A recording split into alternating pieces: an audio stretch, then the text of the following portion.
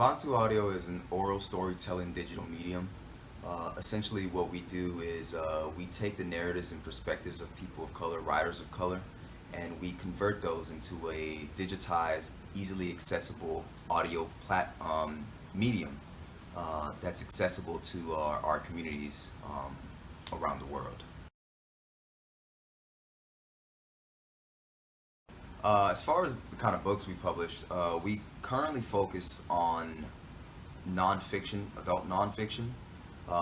We're moving towards getting a lot more adult fictional titles, again, from the narrative and perspective of authors of color.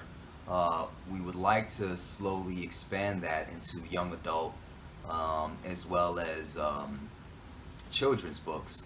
But currently, right now, it's very historical, very autobiography based, and the reason for that is because we want to start with the educational aspect of our platform before we move on into the more explorative purposes from the perspective of authors of color, like superheroes, sci-fi, Afrofuturism.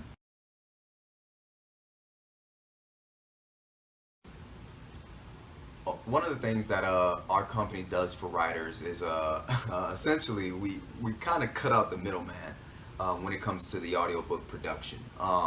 So if you're a writer, specifically self-published writer, or a writer that owns the audio rights to your title, rather than us going through the publisher to work with the publisher to get your book converted into an audiobook the way that you want it, we work directly with the writer.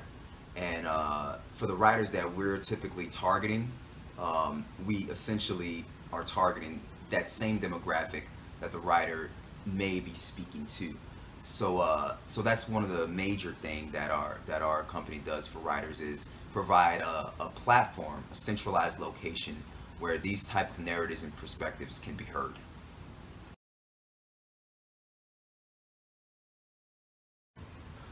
The current procedure that we have right now for writers and storytellers to get on our platform is essentially we receive an email via our email, holla@abantuaudio.com, and that's spelled HOLLA at ABANTU audio.com. Writers essentially send us emails there, and once we receive them, I personally review them as the founder, and I like to connect and talk to the author just to get an idea of what their vision is, what it is that they're seeking, how it is that we can collaborate and what we can do for them, and give them a little feedback about Abantu Audio and what we're about. From there, typically the authors and storytellers will submit their manuscripts or an electric copy of their book, of their work, and our editorial and production team, they'll review that and essentially give the author a quote on how much it would cost, if there are any costs related for a specific book, and we go into detail with the author.